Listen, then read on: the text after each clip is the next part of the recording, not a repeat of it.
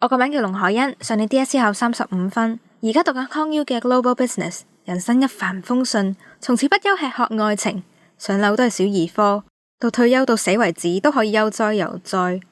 我人生嘅改變，一切都係上年放榜嗰日開始。唔好意思，我呃你㗎咋，其實我係 Band 6考35分，我而家喺台灣讀緊媒體傳達設計，英文叫 Communications Design。分組有 3D 動畫同埋新媒體裝置遊戲嗰啲。考大學嗰陣時，其實台灣嘅設計學院只係睇過我嘅作品集，完全唔知道我 DSE 考幾多分。莫講話上到大學之後啊，真係冇人有興趣問過我 DSE 考成點㗎。我嘅例子可能有啲極端，但係事實係喺大學，無論考得好定係唔好，根本就唔會有人想知你考幾多分。我老師話頂多揾工嗰陣時 CV 要加多一欄你 DSE 嘅成績咯。但係都僅此如此，至少冇人會好似我咁攞個分嚟做自我介紹。我知道睇緊片嘅你而家可能想反駁，講咩 DSE 個分冇用啊，我而家唔夠分入 Band A， 攞唔到入場券啦。你呢啲讀書叻嘅人有經歷過我嘅感受咩？對唔住啊，我可能真係冇，我可能都講唔出一啲比較似安慰嘅內容。但係喺上年放榜嘅班房裏面，我收到分紙，開心咗一陣之後，我就同其他同學一齊喊，我都好唔開心。我唔係讀名校，我唔中意見到我所愛嘅同學承受前路茫茫嘅痛苦，我唔中意自己喺一場不公平嘅比賽裏面脫穎而出，我唔中意每一個香港學生花晒自己最珍貴嘅青春喺一個考試裏面，到頭嚟考評局只係俾咗幾個數字去總結評價我哋每一個人嘅努力。你備試嘅時候真係覺得一切都合理咩？乜你唔覺得 DSE 就係一個鬥嘥時間嘅遊戲咩？我唔否認我喺唔同嘅科裏面真係有學到嘢，例如中英文、通識。我都唔否認要銜接大學各個科系，中學有唔同嘅選修科係有需要嘅，但係我都冇辦法唔去承認，我哋浪費喺操卷、補習、死背書、備試或者係一啲根本用唔着嘅考試範圍上面所用嘅時間同埋青春，真係好多好多，好珍貴。阿 Sir 對唔住啊，我要用咩試去舉例？我就話數學好，做數快啫。我望住我班文科嘅同學仔被逼好痛苦咁樣去做 MC， 我唔明，明明大學擺明就唔會揀呢啲科，明明成世人都唔會用到嗰條鬼死咁長嘅 formula。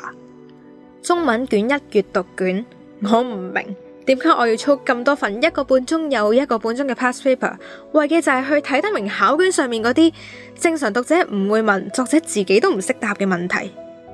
Visual Art，我用 High Cream 呢個名喺 YouTube 拍咗成13條 VA DSE 一共140幾分鐘嘅片。講真，呢啲所謂嘅教學片裏邊冇一條係教真正意義上面嘅藝術，全部都係教你點樣喺考評局上面攞高分，你點樣做好呢份卷。唉，好諷刺啊！可惜更加諷刺嘅係 DSE 呢一個似乎係定生死前途嘅遊戲，你抌得越多青春落去，你嘅分就會越高。睇下邊個肯抌啫嘛，咪會贏咯。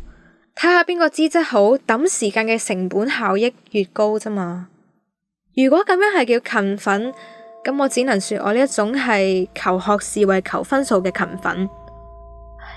講出嚟都唔知有咩好光彩。同樣地，失手考得差，成績唔夠人哋好，根本都唔需要感到慚愧。唔係咩？個 game 本嚟都錯啦，我哋被逼玩啫嘛。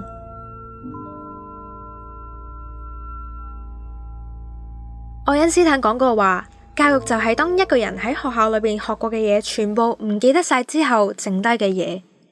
中學畢咗業1年，我終於有時間去學營養、健康、跳舞、心理、語言、文化、社會、歷史、藝術、哲學、設計，呢啲我成世人都唔會唔記得嘅嘢。19年嚟，我第一次覺得自己係用100% 嘅智商活着，而唔係每朝早醒嚟我都自己話諗咁多做咩啫？做完份 paper 先講啦，夠鐘上堂啦。因為拍 YouTube， 我遇上咗好多背景好唔一樣，可以叫做奇葩嘅人。有人係自學生，有人係出身於外國嘅其他學制，有人年紀比我細。但係佢哋全部都比我更加早開始自己嘅人生。我喺佢哋身上面見到嗰種自信同埋成熟嘅光芒，真係好閃好耀眼。原嚟求學真係可以唔係求分數噶，原嚟教育係真係可以改革噶。但係喺改變發生之前，我好擔心呢條片會唔會俾一啲未讀完 DSE 嘅學生睇到，會唔會大家睇完之後就冇動力溫書噶？我想分享我當年溫書嘅其中一個動力，係我班主任教我嘅。我嗰陣時問佢話，我都去台灣讀設計噶啦，考完個分都冇人睇嘅，咁辛苦咁努力，為咗咩啊？佢話只有考好呢個試，我先至可以變得有說服力，理直氣壯咁樣同所有人講，我讀設計係自己嘅選擇，做足晒所有 DSE 嘅要求，我先至可以喺度好大聲咁講。我覺得成件事真係好錯。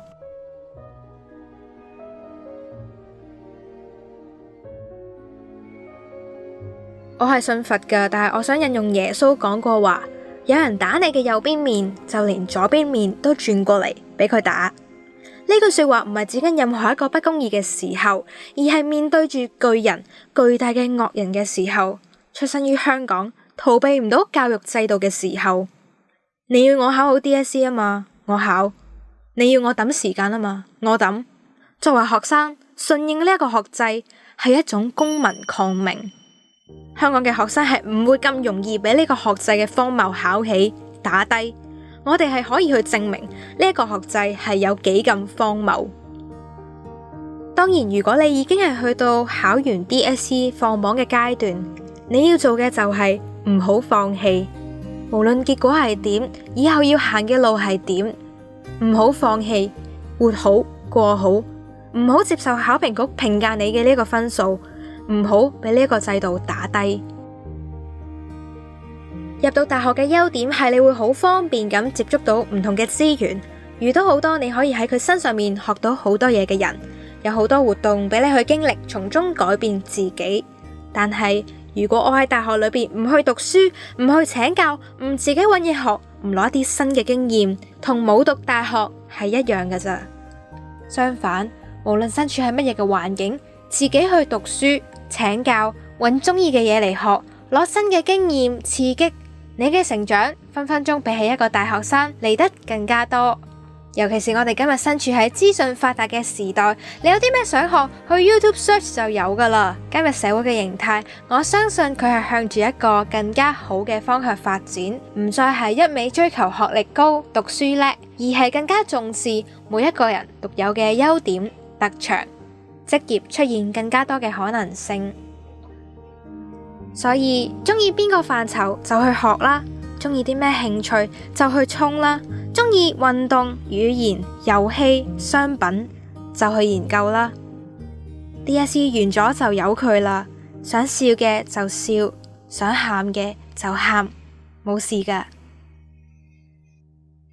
我個名叫龍海欣，我 DSE 考幾多分唔重要，我而家讀緊興趣當飯食嘅設計系。人生唔會一帆風順，我會為吃喝愛情而煩惱，上樓可能仲係夢，但係到退休到死為止，我都會拼命地生活。我人生嘅改變，一切都係由呢一刻開始。中意呢條片俾個 like 我，分享俾你嘅父母、同學、朋友、身邊嘅人睇，留言話俾我聽你對學制嘅感受。以上嘅所有動作都會令呢一條片有更加高嘅曝光率。